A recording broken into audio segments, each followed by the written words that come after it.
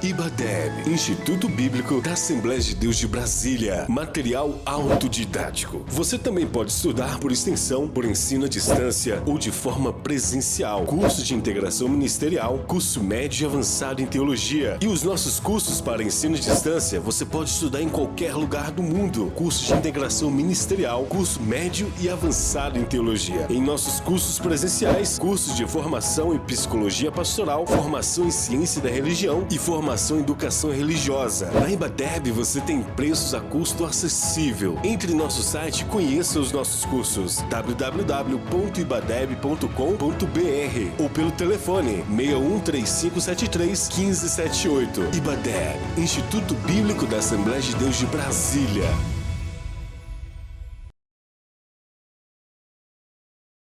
Cumprimento a todos com a paz do Senhor Jesus, nossos irmãos, nossos amigos que estão do outro lado. Graças a Deus por mais esta aula da lição número 5 de 1º de maio, que tem por título a lição O Casamento é para Sempre. E conosco o pastor e professor Isidro, nosso mestre que está sempre dando esta aula aqui. Nós estamos falando diretamente dos estúdios da Igreja Sede da Assembleia de Deus de Brasília, área especial número 8, setor D, Taguatinga Sul, que tem como pastor presidente desse grande ministério o pastor Osival Pereira Xavier. Então já vou passar para o pastor Isidro, fazer oração e já damos continuação ao trabalho. Só afirmando ainda para os irmãos que o texto de hoje encontra-se no Evangelho de Mateus, São Mateus, capítulo 5, versículos de 27 a 32. É o chamado, sim, o Sermão da Montanha. Pastor Isidro. Saúde os irmãos, com a paz do Senhor Jesus. É um privilégio, mais uma vez, estarmos aqui juntos para meditarmos a palavra do Senhor. Vamos orar. Pai querido, nós pedimos a Tua direção, a Tua unção, a Tua graça sobre a explanação desta lição. Use essa lição para orientar, instruir, edificar, nos fazer entender, Senhor, o projeto do Senhor para as nossas vidas. Em nome de Jesus nós oramos. Amém. Muito bem, como já foi dito, o tema da lição, o casamento é para sempre. O textuário da lição se encontra em Mateus capítulo 19, versículo 6, que diz: assim não são mais dois, mas uma só carne. Portanto, que Deus ajuntou, não separe o homem. A verdade prática diz: a vontade de Deus para o casamento é que ele seja vitalício.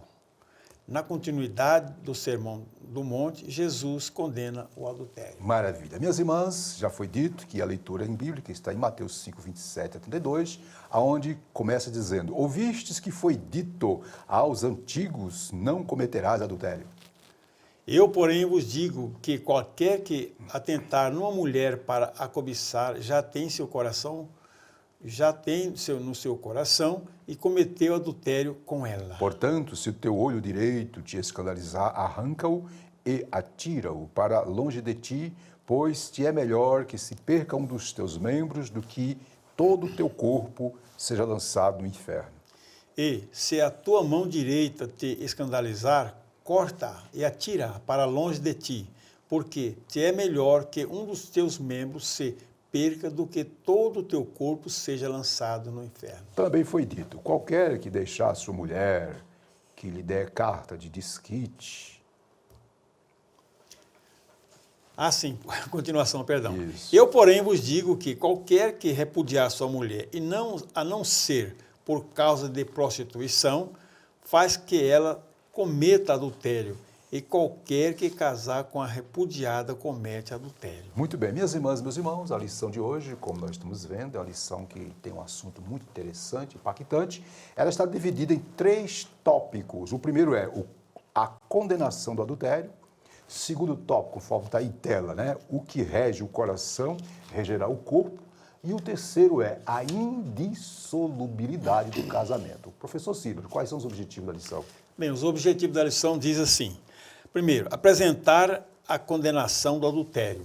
2, mostrar que o que rege o coração regerá o corpo do homem. E o terceiro, afirmar a indissolubilidade do casamento. Maravilha. Minhas irmãs e meus irmãos, passamos agora para a explanação propriamente dita da nossa lição, conforme está aí na tela, na introdução. Observe na introdução da lição que, no Sermão do Monte, a preservação do casamento foi muito bem destacada por Jesus ao evocar, isto é, relembrar o 7º mandamento: não adulterarás, Êxodo 20:14. A intenção do mestre é colocar o casamento no seu devido lugar, como foi designado pelo próprio Deus lá em Gênesis 2:24. Aí nós grifamos de preto. Na continuidade do seu ensino, Jesus expressa que tudo começa no coração. Portanto, em Mateus 5:27-32, Jesus esclarece que não há espaço para uma moral dupla, como deseja uma sociedade degenerada, né, professor Silas? Perfeitamente. Como a atual. Muito bem, minhas irmãs, meus irmãos, vamos ouvir do professor Silas algumas observações sobre a introdução. O senhor. Pastor, todo ensinamento, né, todos os ensinamentos de Jesus no seu ministério tem que ser valorizado. Com certeza. E o do Sermão do Monte, né, como a gente fala sempre, Jesus ministrou ensinamentos jamais vistos e interpretados pelos doutores da lei em Israel. No caso, em Epígrafe, ele falou e deu grande valor ao casamento, pastor. Isso. E, por outro lado, deu uma melhor interpretação ao divórcio, que parecia ser, salvo engano, banalizado. É quase igual ao dia de hoje, pastor. Está meio banalizado. Muito bem, professor Silas. Então, ele pegou pesado lá. Maravilha. Então, durante a lição, nós vamos, meus irmãos, entrar no assunto com bastante clareza, detalhe. Tudo dentro da palavra do Senhor. Perfeitamente.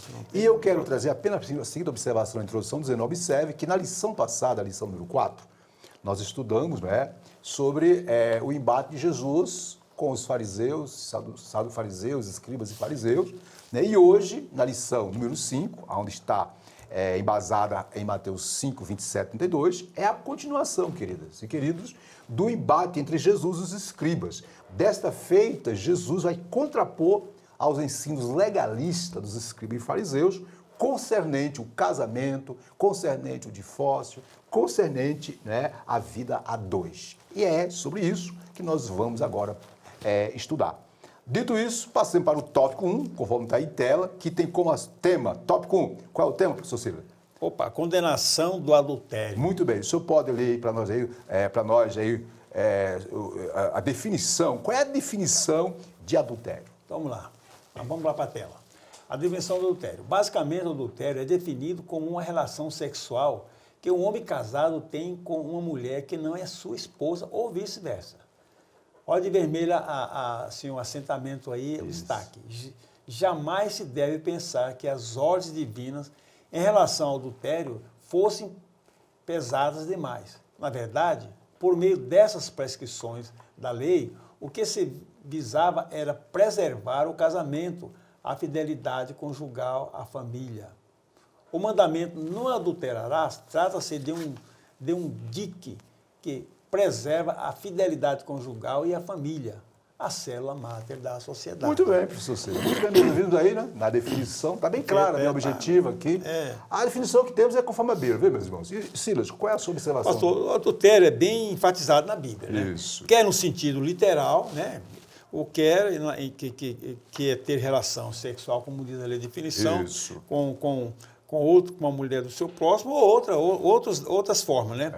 Quer no sentido figurado, como a idolatria e outros deuses também, que a Bíblia acentua isso aí, né? Como no caso de Israel. Muito bem. Considerando que ambos os casos, infidelidade conjugal, né? O adultério destrói a família e contamina a sociedade. Muito bem. Okay, isso é uma coisa pesada mesmo. Eu queria, minhas irmãs e meus irmãos, trazer mais alguma observação sobre esse ponto, né? Falasse muito de adultério, mas a pergunta que não quer se calar é: qual é a diferença, Silas, entre adultério, fornicação e prostituição? Você já parou para pensar, minhas irmãs? Existe mesmo. Então eu quero dizer as seguintes palavras. Observe: adultério é infidelidade. O adultério acontece entre pessoas casadas. É uma infidelidade conjugal. É a quebra do pacto e da aliança. Né? E a fornicação é um termo que vem de porneia, que é a relação sexual ilícita né, entre pessoas que não são casadas. Isto está em 1 Coríntios, capítulo 5, verso 1, capítulo 6, verso 15 ao 20. E nesse tipo de fornicação inclui toda a lascívia, e irregularidade sexual. Já, minhas irmãs, meus irmãos, viu, Ciro? A prostituição é o quê? Aqui um detalhe interessante. É o uso do sexo para se obter lucro financeiro.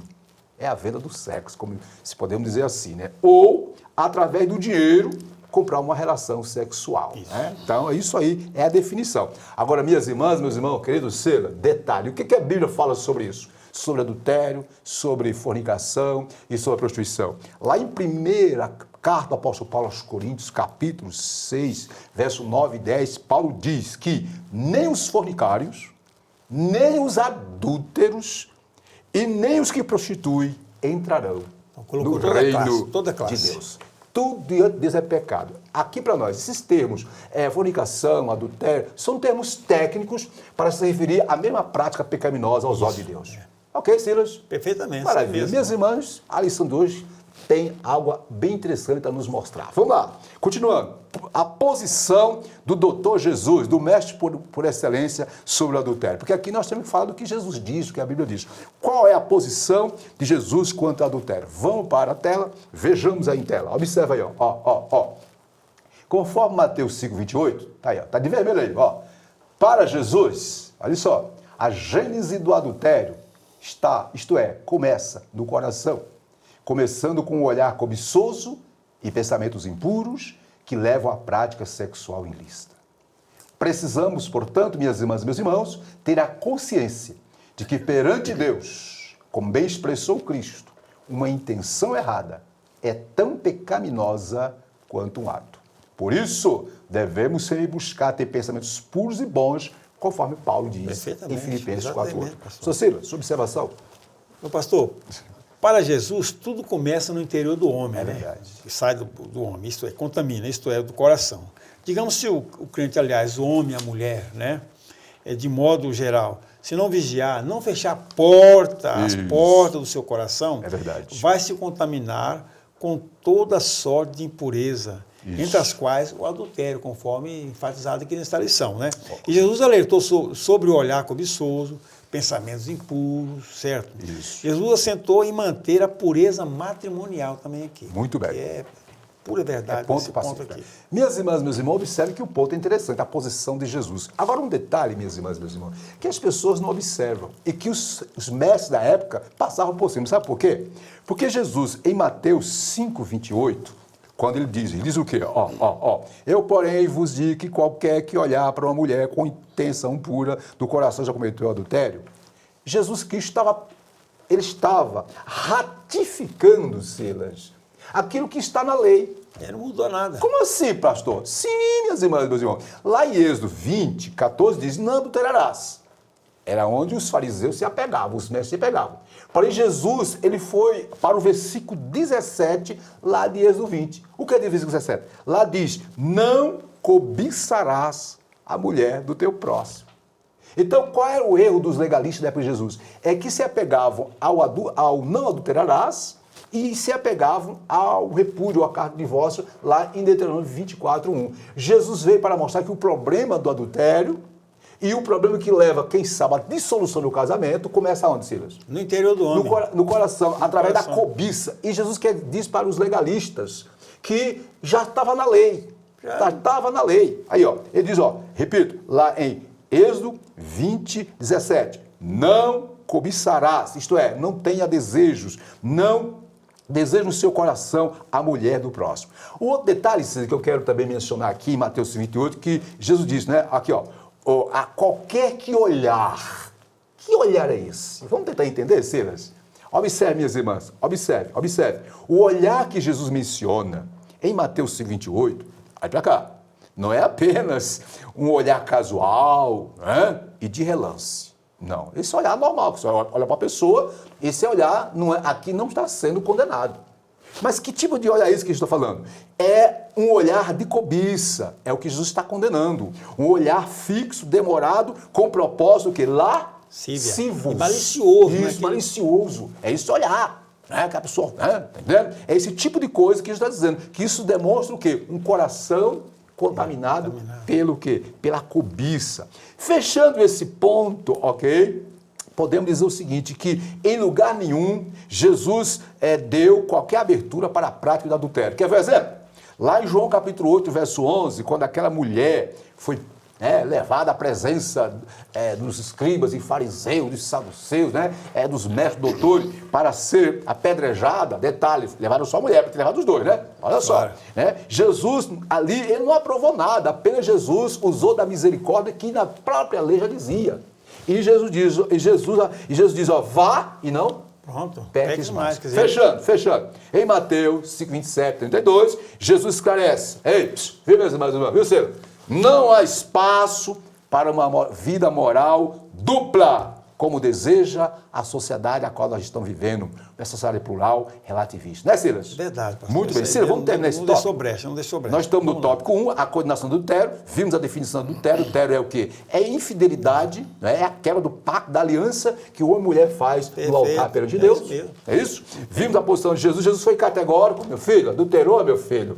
Infelizmente, vem as consequências, né? É pecado e isso começa no coração. Essa é a posição de Jesus. E agora vamos lá para... Pastor, só um detalhezinho aí. No direito, os advogados, estudantes falam assim sempre, vamos observar o espírito da lei. O espírito da lei.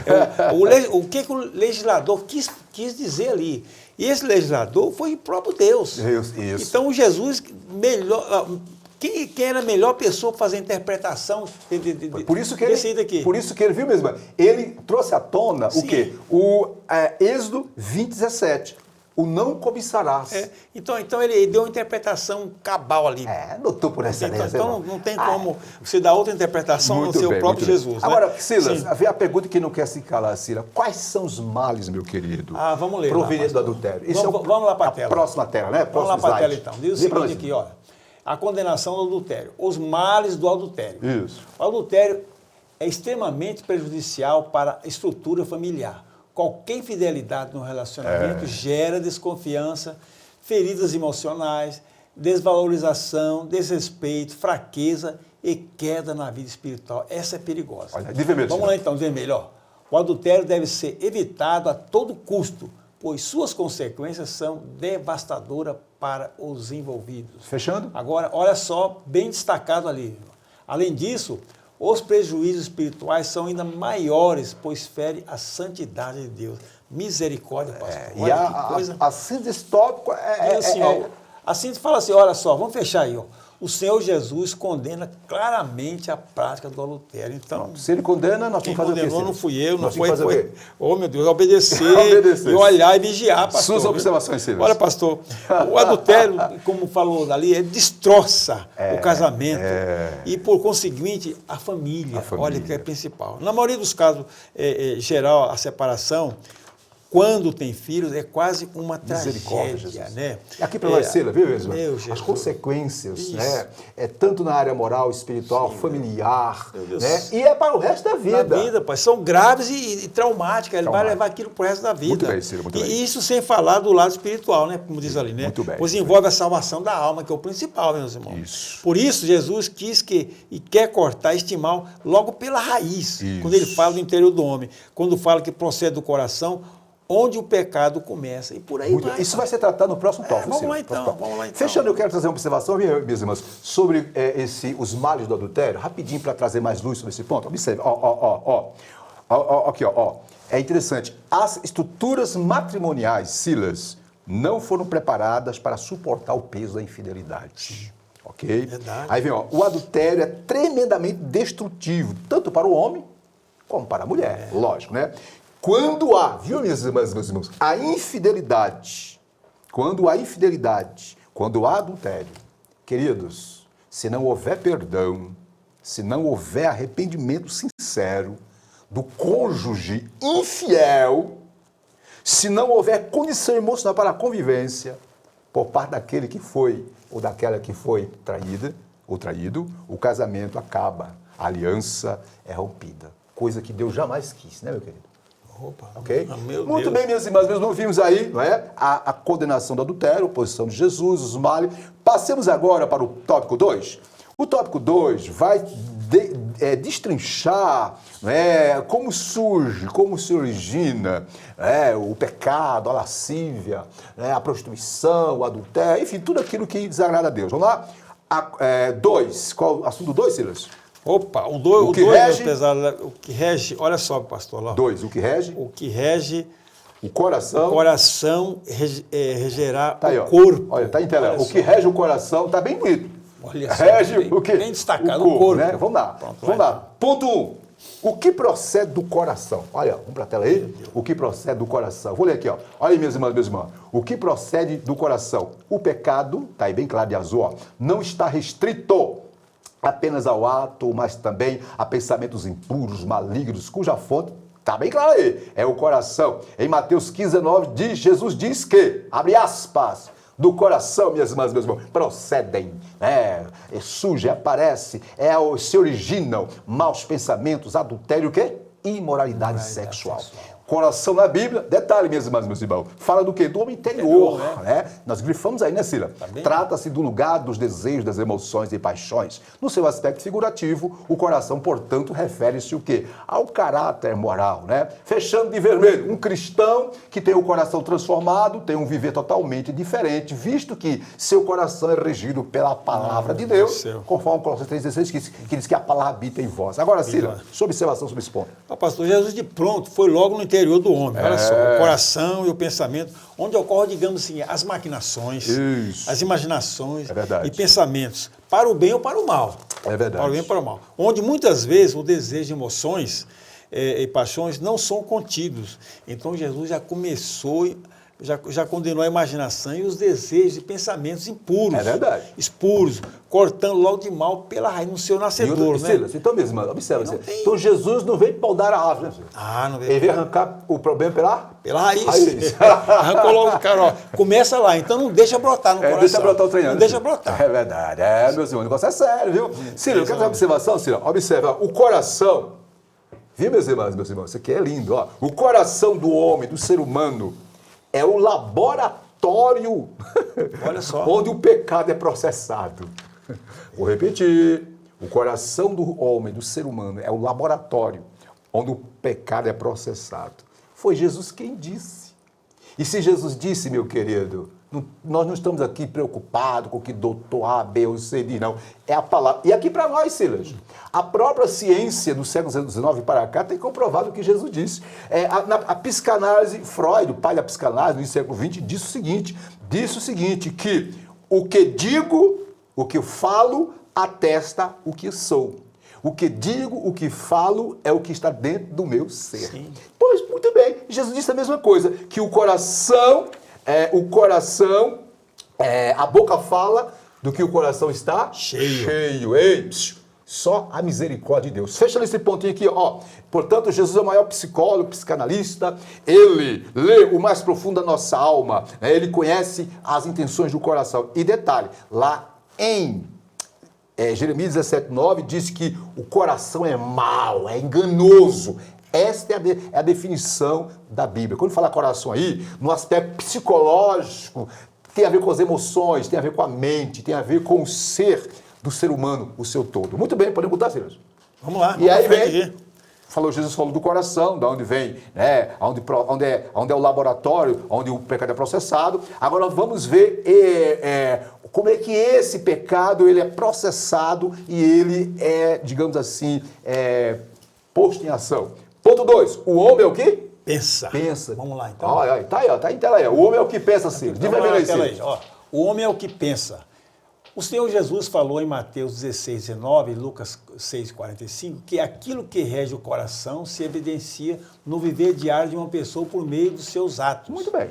A cobiça é algo que começa no coração. É como uma pequena semente plantada que vai gerar o fruto do pecado. Perigo isso aí, pastor. Isso. Em Tiago 1:14-15, diz que cada um é tentado por sua própria cobiça, a qual dará luz ao pecado, que sendo consumado leva à morte. Olha que perigo. O que o apóstolo Paulo, como o apóstolo Paulo definiu isso aí? Olha o que ele falou, o apóstolo Paulo em Gálatas 5:19-21.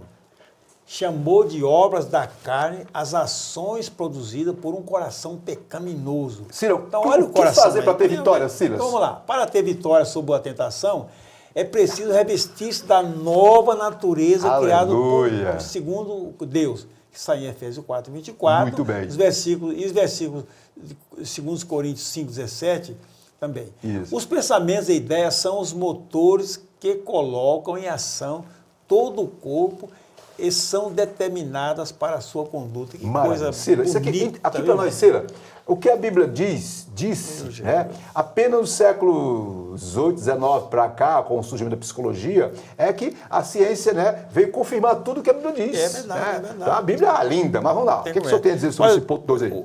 Pastor, o ser humano, ele age por impulso. Por impulso. Certo, né? Tudo que procede do coração, isto é, do seu interior, vai se refletir no exterior, não é verdade? Como já dissemos anteriormente, ou vai se refletir para o bem ou para o mal, Isso. né? Porque a imaginação do homem, pastor, é fértil. É verdade. É fértil, tanto para o mal como para o bem. Do mal, quer dizer, aí vem a cobiça, a impureza, os desejos malignos que levam o homem, vou dizer, pesado. Ao inferno mesmo, pastor. Vai para o inferno.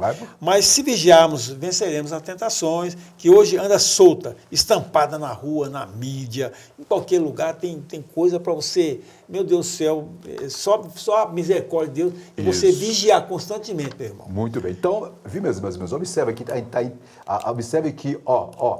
os pensamentos, ideias, são os motores que colocam em ação o quê? Todo o corpo, o meu corpo. Ele é dirigido pelo que eu penso, pelo que eu sinto, pelos pensamentos. Né? Aqui para nós, qual é o conselho do apóstolo Paulo, Sila, para que nós tenhamos pensamentos que sejam corretos, certo? O que ele orienta? Vamos para a Bíblia? Olha lá. Meus irmãos, em Filipenses 4, Paulo aconselha tudo que é verdadeiro, tudo que é respeitável, tudo que é justo, tudo que é puro, tudo que é amável, tudo que é de boa fama, se alguma virtude há, se algum louvor existe, seja o que ocupe o vosso pensamento. Aqui está Paulo falando, ó, que o seu coração seja ocupado com as coisas de Deus. E aí em Colossenses 3,16, Paulo dá a dica para que o meu e o seu pensamento seja pensamento bons, equilibrados, sensato, e não pensamento lascivo, e nem muito menos de adultério e prostituição. Qual é o conselho que ele dá? Colossenses 3,16. A palavra de Cristo habita em vós abundantemente. Né? No Salmo 109,11, o salmista dá a receita. Escondi a tua palavra no meu coração para não pecar contra ti. O que está dizendo aqui? Que quando o coração está cheio de Deus, cheio de Jesus, cheio da palavra de Deus, minhas irmãs, né, Cera? Você vai falar... Você vai ter pensamentos bons e vai expressar palavras que glorificam o nome do Senhor. Amém? Maravilha, senhor? Maravilha. Dito isso, passando para o ponto 3. Queridas e queridos, estamos no tópico 2. E o tópico 2 tem como assunto: o que rege o coração, regerá o corpo. E é exatamente o ponto 3 que vai trazer luz sobre como reger, como dominar o corpo. Silas, de que forma devamos sujeitar o corpo? O que fazer? Ponto 3. Sujeitando o corpo ao... Casamento na perspectiva bíblica. Ponto 3 ali, ó. Sujeitando o corpo ao Espírito Santo. Vamos lá. Aí estamos no tópico 2, meu filho. Eu já estou querendo acabar a lição, estou querendo acabar logo. Você está doido para falar do tópico 3, que é o ponto-chave da lição. Vamos lá, então. Vamos lá. Fechando. Sujeitando o corpo ao Espírito Santo. Então, observe que, de vermelho, o caminho... Viu, meus irmãos? Para o cristão, para nós, para eu e você, viu? Dominar o corpo. O corpo aqui fala o quê? Dos desejos carnais. É viver na dependência de quem, Silas? Espírito Santo. Espírito Santo. Gálatas 5,16 diz, andai em espírito e não cumprireis a concupiscência da carne. Em Mateus 5,9, viu, meus irmãos? Jesus disse, se o teu olho direito te escandalizar, arranca-o e atira fora para longe de ti. Aqui ele usou a metáfora, dando ênfase de como o cristão pode, neutralizar, crucificar aquele membro do seu corpo, no que diz respeito às suas paixões e sujeitar seu corpo ao Espírito Santo para que não seja instrumento do pecado. Aí vem, em Coríntios, 1 Coríntios 6,20, Paulo diz, foste comprado por bom preço. Olha aí, como é que está em italiano. Glorificai, pois, a Deus no vosso corpo e no vosso espírito, os quais pertencem a Deus. Portanto, fechando de azul, um coração transformado pelo poder de Cristo, mostrará atitude e sacrifício que visa glorificar a Deus. Síntese ou sinopse do tópico 2 é: o que procede do coração faz o que, Silas? E permeia o pensamento do homem?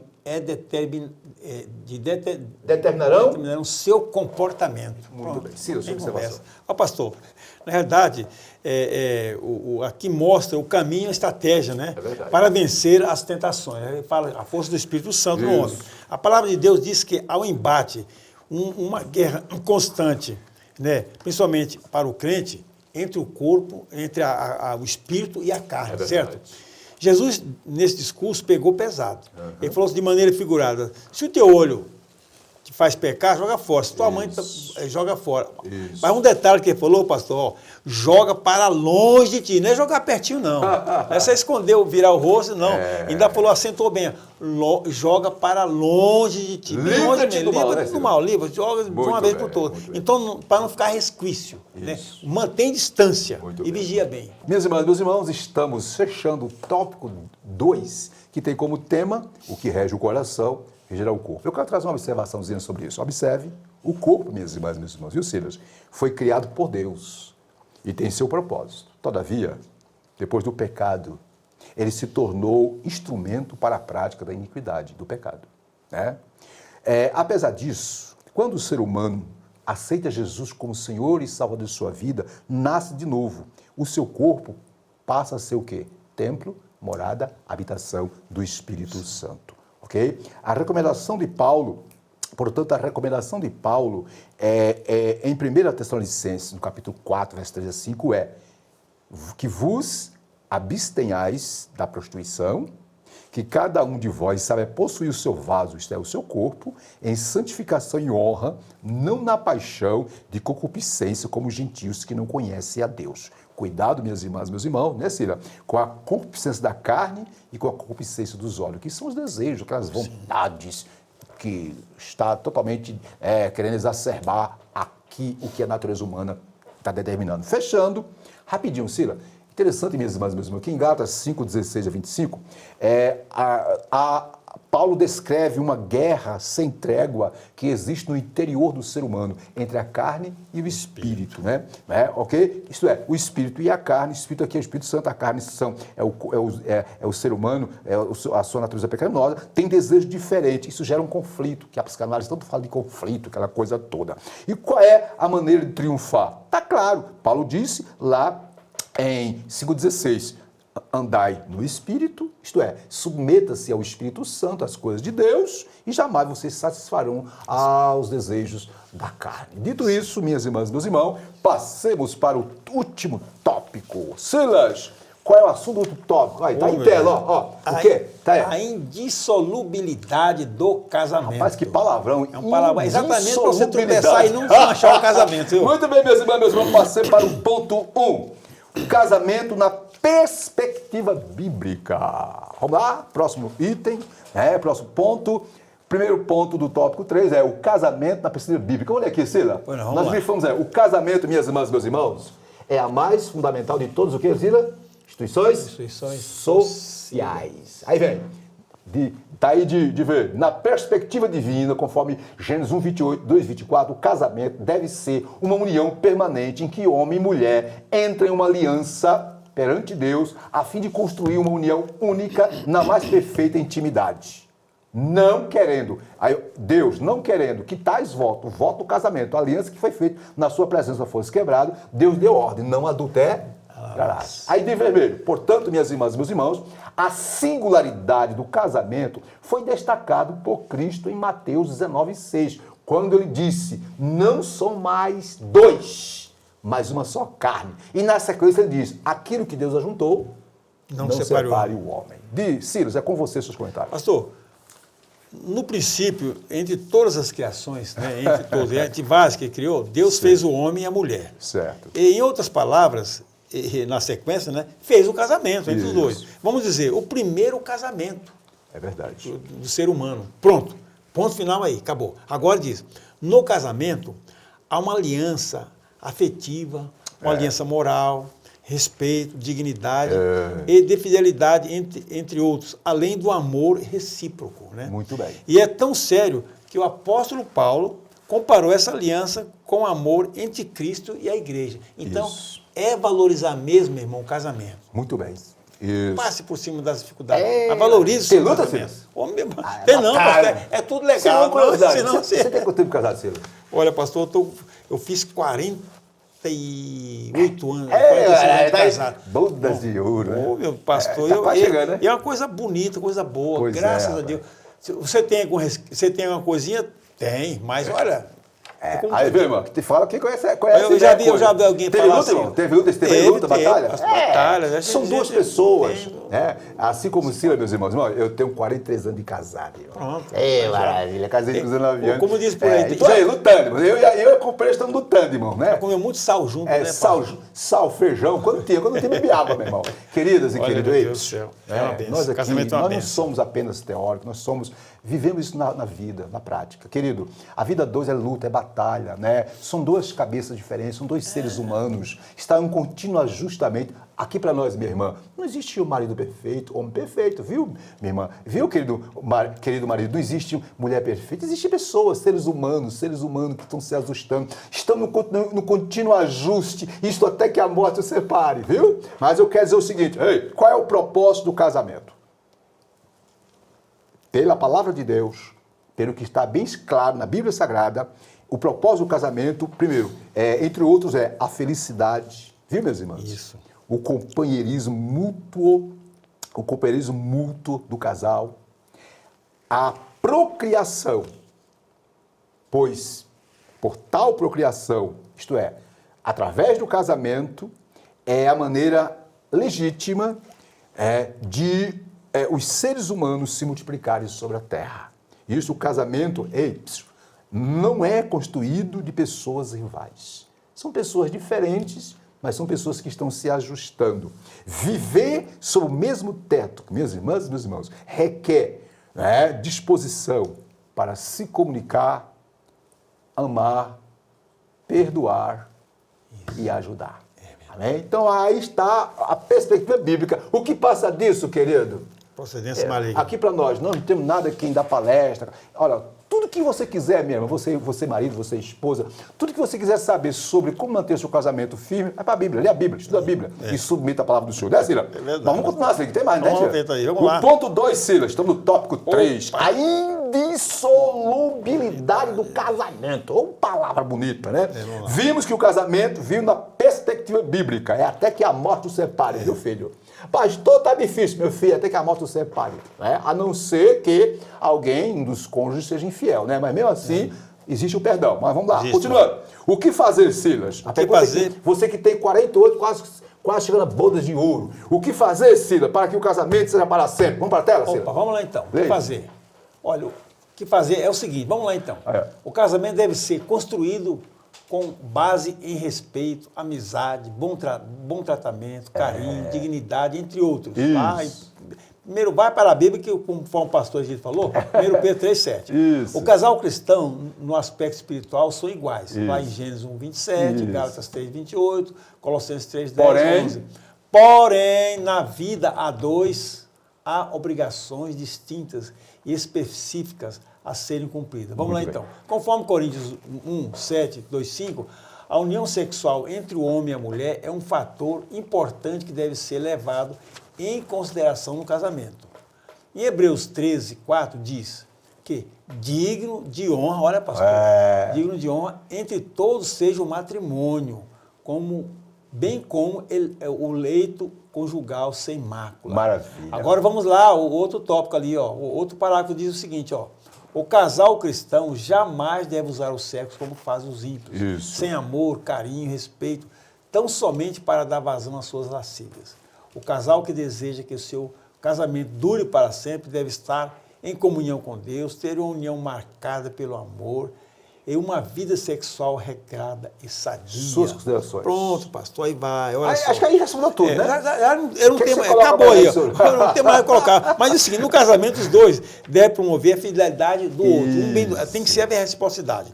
Isto é, um querendo a fidelidade do outro. Isso. Eu quero a fidelidade da minha esposa, a minha esposa requer minha fidelidade, também quer a minha esposa quer a minha felicidade e eu quero a felicidade dela, né? Então, é bem verdade que às vezes acontece com revés, como o irmão falou acontece, mas o casal cristão, aliás, o casal cristão, não só o cristão, mas eu já vou generalizar aqui, mas em todos os casamentos deve habitar a harmonia, né? A paz, a tolerância, pois Deus ama tanto o marido como a mulher. Isso. Então, é melhor andar juntos na presença de Deus. Maravilha, muito bem. Vamos se ater a isso, né, Deus? Isto é, aonde há subordinação, Silas, viu, meus irmãos, aonde há subordinação aos princípios da palavra de Deus, a tendência é até que a morte os separe.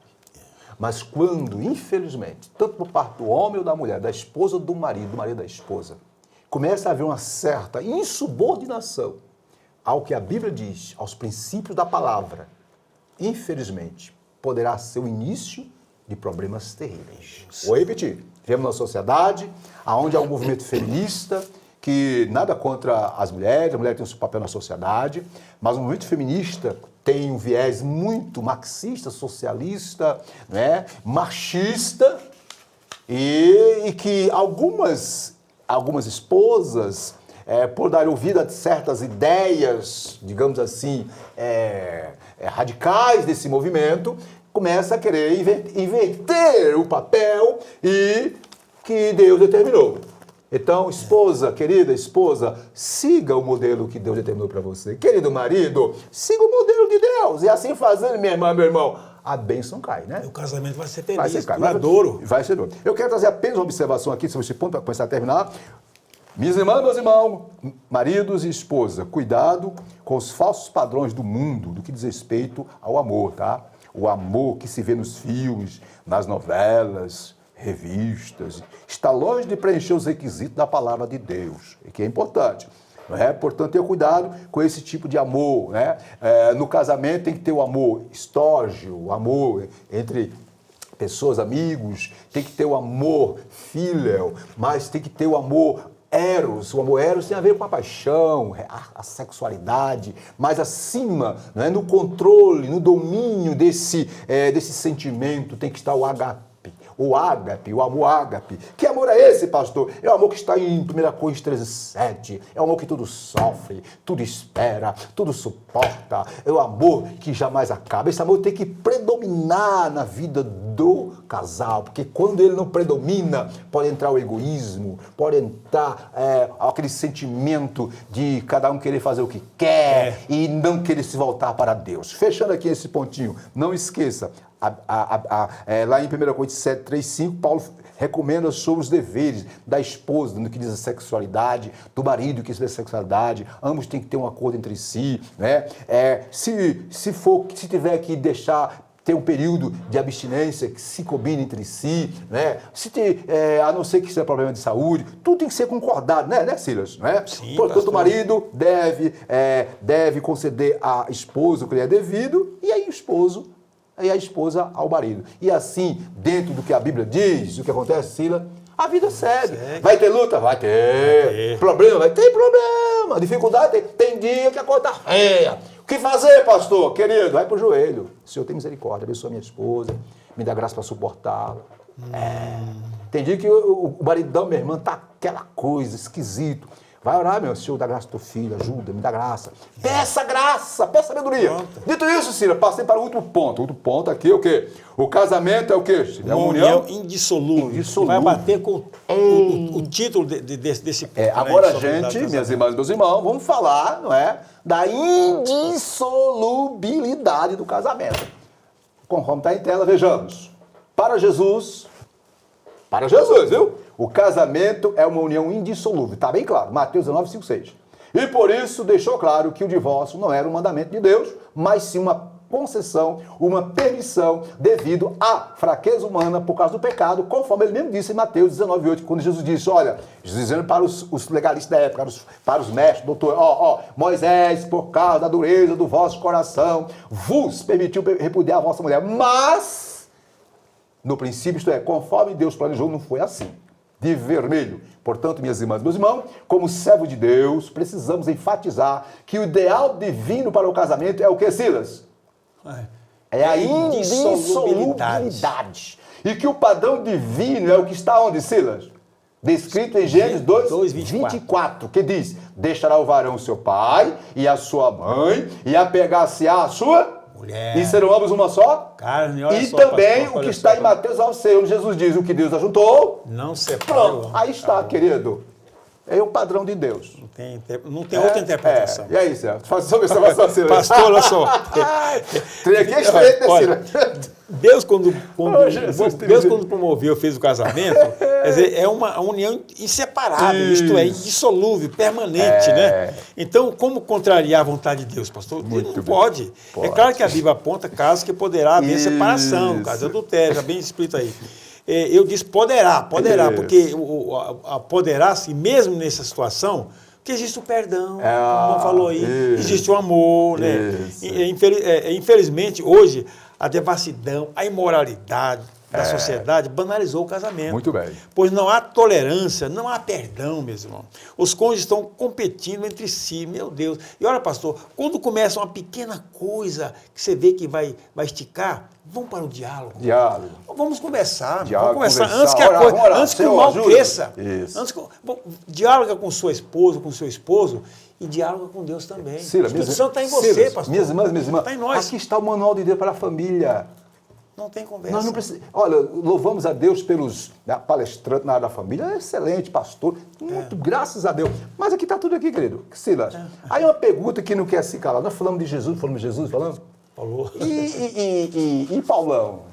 O que Paulão falou? O apóstolo Paulo falou sobre o casamento. Queridas e queridos, não está na nossa pauta, não está na revista aí, mas eu quero trazer alguma luz sobre o que sobre o posicionamento do apóstolo Paulo sobre o casamento.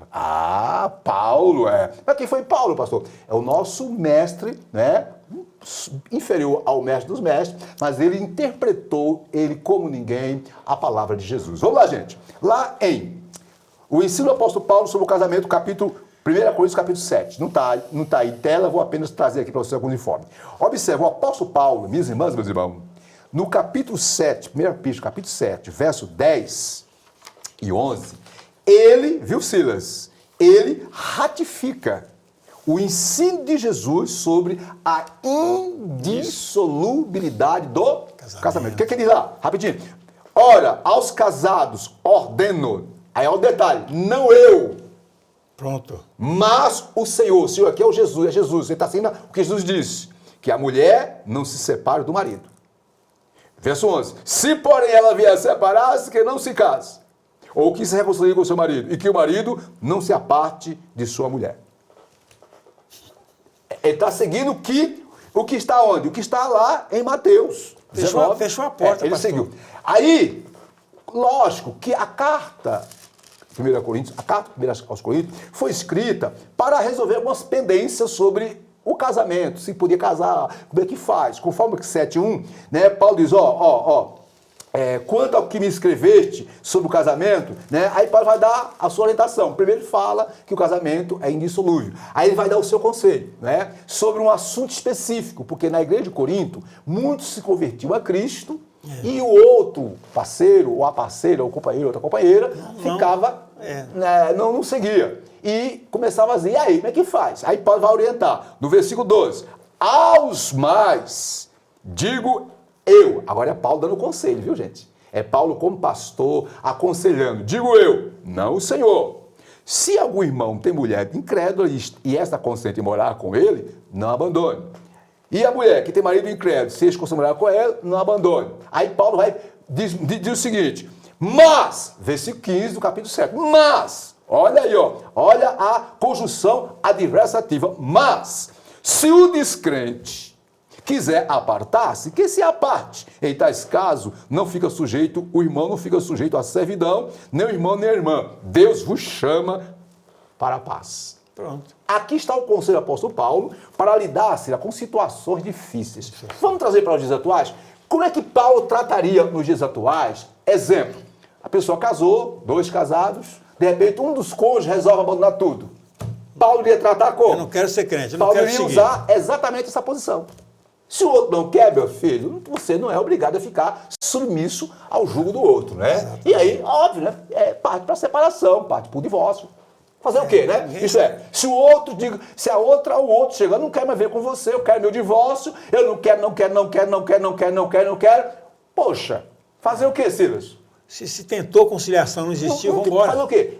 É isso que Paulo está dizendo. Se Paulo vivesse hoje, Paulo diria o quê para uma mulher que é espancada continuamente pelo companheiro? Diria o quê?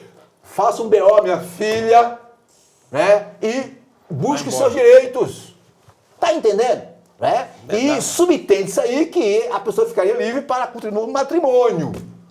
Ok? Estou trazendo aqui a interpretação que Paulo, né? E aqui para nós. Eu não estou preocupado com o que a escola de Hillel, Shammai, ou o doutor A, B, ou C. Eu estou preocupado com o que Paulo, porque Paulo, ele sim, é o intérprete das palavras de Jesus. Então, eu quero fechar dizendo o seguinte, Paulo foi claro em dizer o seguinte, que o cônjuge fiel, escute, o cônjuge fiel não está sujeito à servidão. Ou seja, o cristão fiel, esposo ou esposa, né, não é obrigado a viver até a morte que o separe sob a servidão de um rebelde ou de uma rebelde que não quer se submeter à vontade de Deus. Pronto. Esse é o ponto. Acabou. Ok? Então, aqui está a interpretação do capítulo 7. E aí, queridas e queridos, nós somos da Assembleia de Deus. O que a declaração de fé, Silas, diz sobre o casamento e a indissolubilidade do casamento? Ela vai dizer exatamente, vai confirmar exatamente o que nós acabamos de falar. Vamos lá? Eu quero fazer questão de falar isso aqui para que alguém não fique dizendo, esses pastores aí estão inventando história, não sei o que. Não, senhor. Né? E alguém vai dizer, então a pessoa que foi abandonada ou abandonado, a esposa que era espancada, que legalmente tem direito ao divórcio, tentou de tudo, não conseguiu, mas se divorciou, ela pode casar outra vez? Subtende-se que pode. Subtende-se que pode, né? Apesar que a regra é adultério.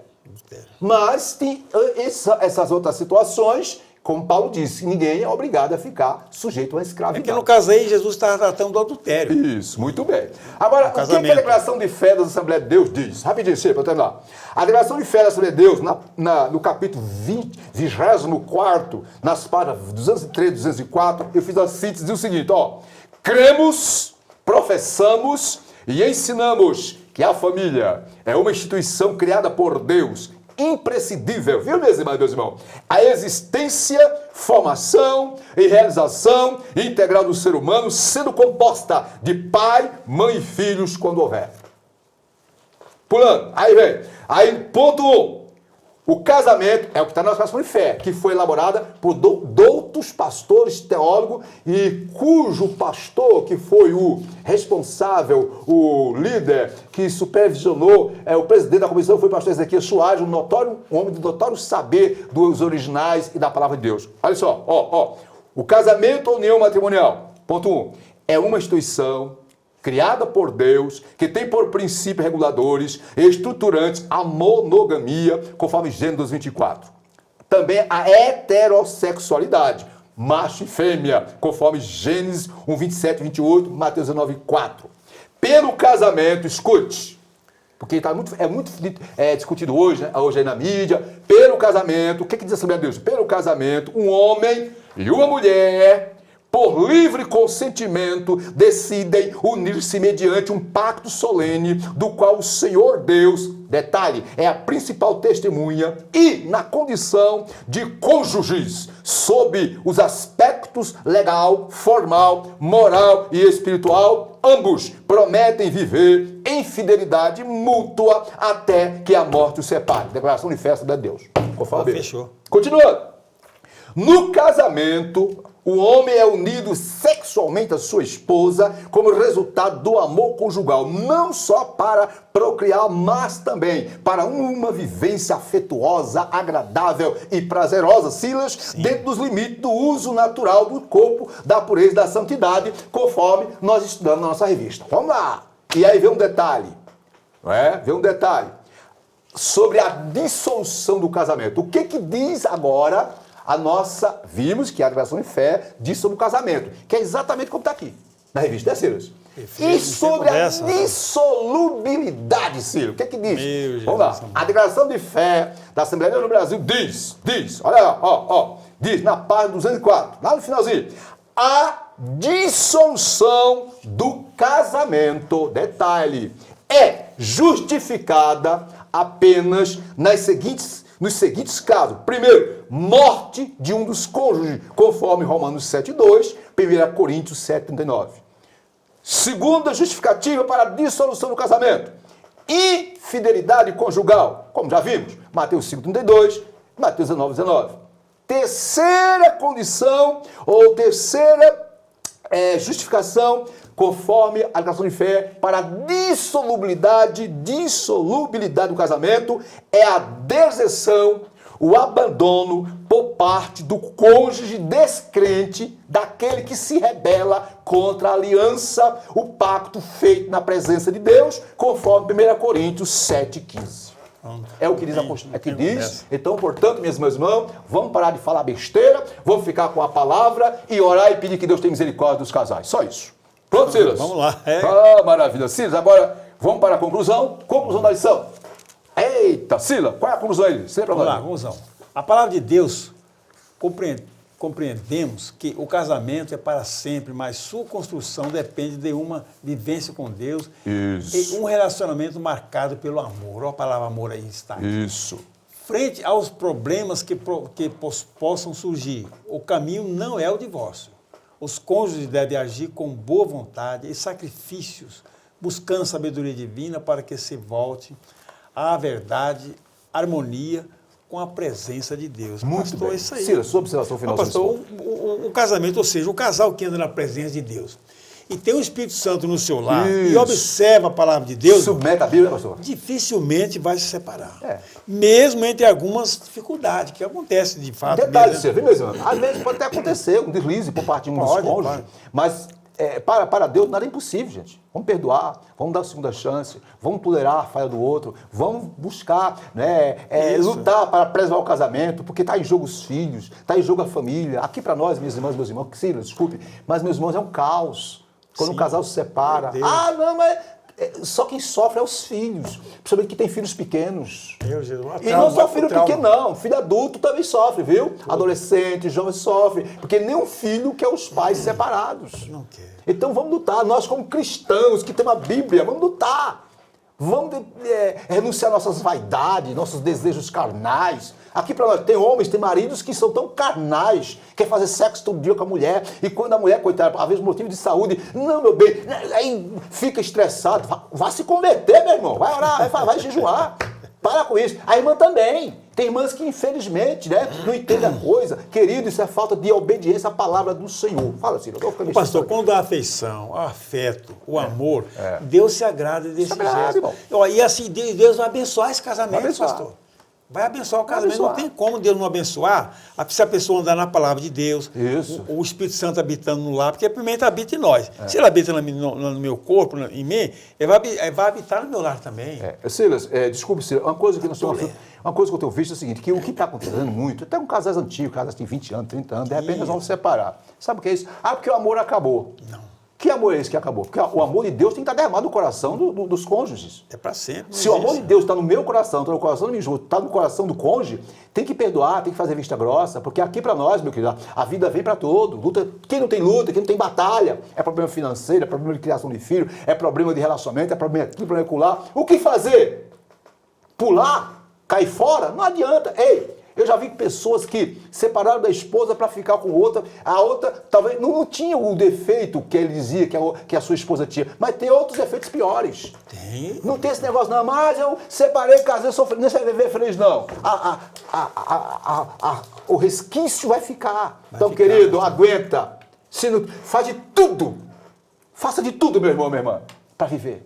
Porque, pastor, esse momento de aflição vai passar. Vai passar graça. Vai passar. Olha, mas você vai, antes de terminar o problema, já está entregando os pontos. Então, vamos vencer essa dificuldade, passar por cima, com a graça de Deus, pede graça de Deus. E o diálogo também entre os cônjuges. Muito bem. Afeição, amor, o perdão, entre qualquer lugar. Perdão. Qualquer lugar. Silas, eu quero concluir minha fala dizendo o seguinte. Sim, pastor. Minhas irmãs, meus irmãos, a lição é linda, maravilhosa. Nós estamos aqui, não somos melhores nem piores que ninguém. Nós não somos piores nem melhores que ninguém. Nós não estamos jogando pedra em ninguém. Não. Nós apenas ministramos aquilo que a palavra de Deus nos mandou e nos capacita, nos habilitou. Estamos sob a palavra de Deus. É, não é, Silas? E eu quero dizer para as irmãs, muitos, queridos, muitos, escute, muitos casais, muitos homens ou muitas mulheres, estão querendo fugir de suas responsabilidades da vida a dois, buscando simplesmente explicações psicológicas, questões de temperamentos, fragilidades humanas, sem levar em consideração a sua natureza pecaminosa. Vou repetir, muitos casais, muitos cônjuges estão querendo fugir de tanto o homem como a mulher, de sua responsabilidade, alegando o quê? Problemas psicológicos, questões de temperamento, ela não concorda, ele não concorda comigo, fragilidades humanas, fulano é isso, fulano é aquilo outro, não é? E sem levar em conta que tudo isso tem a ver com o quê? Com a natureza pecaminosa que precisa ser tratada por Deus. Continuando, para uma sociedade sem Deus, viu mesmo, meus irmãos? As respostas para as mais diversas crises do casamento são dadas como evasivas. Sim. É bom lembrar que, desde o momento em que o homem pecou, o ser humano pecou, ele sempre tem procurado dar respostas evasivas para aquilo que chama-se pecado. Ok? Para os seus pecados. Transferindo, como fez Adão e Eva, transferindo suas culpas a outros e a determinadas circunstâncias, como já disse, como fez Adão e Eva. Tem muitos maridos que transferem o seu problema de comunhão com Deus para a esposa e vice-versa. Fechando, minhas irmãs, meus irmãos, a única saída para termos uma relação a dois, como Cecília, equilibrada, sensata, não é? Aqui para nós. Não estamos falando de casamento nem de família perfeita, não. Não existe isso. Não existe casamento perfeito. Porque não existe mulher nem um perfeito. Mas existe casamentos em contínuos ajustamentos. Fechando. A única saída, querido, é confessar os pecados, seja eles em atos ou em pensamento, para receber de Jesus o perdão e seguir à frente. Até que a morte os separe. Silas.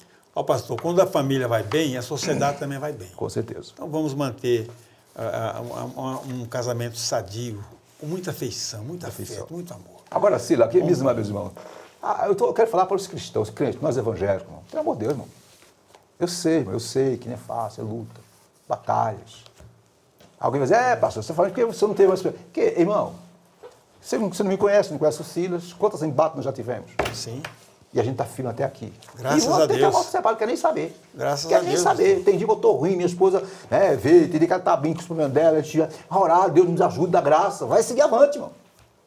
Queridos, querido crente, querido pastor, querido líder, querido pregador e ensinador, meu irmão, por favor, submeta-se à palavra do Senhor. Está aí, manual. Aqui está o manual por excelência. Viva e Deus vai lhe abençoar. Amém, pastor. Podemos orar, Silvio? Vamos lá. Meus irmãos, na próxima lição, na próxima aula, né, a lição do dia... que dia que é, pastor? Dia 8 de maio, né? Isso. Olha, nós damos um tema bonito. Expressando palavras honestas. Ih, vai pegar isso aqui, pastor. Palavra honesta. Estuda a lição em casa, a próxima aula. Uma lição é uma concatenação de ideias, né, exatamente. Silvio? Eu estava desmiuçando aqui o sermão do monte, que Isso, Jesus deu aqueles belos ensinamentos. Detalhe, Cida, minhas irmãs, meus irmãos, a essência, aqui para nós, minhas irmãs, a essência do ensino de Jesus está no Sermão do Monte. Perfeito. Ali está a filosofia magna do reino dos céus para mim e para você. Ela abordou tudo ali. Pai querido, nós te agradecemos por esse momento ímpar e Graças especial, onde ministramos esse assunto com temor e tremor, porque é a tua palavra. Pai, usa essa lição, esta aula, para edificar, consolar, confortar, orientar todos os irmãos e irmãs. Pai, no nome de Jesus que nós te pedimos, Pai, e que a graça do Senhor Jesus Cristo, o amor de Deus, nosso Pai, a comunhão consoladora do Espírito Santo, seja sobre todas as famílias e o povo na face da terra, hoje e sempre. Amém. 2022 seja o quê? O ano da renovação espiritual. E a vitória é nossa? Pelo sangue de Jesus. Até a próxima, meus irmãos e amigos. Deus abençoe. Até a próxima.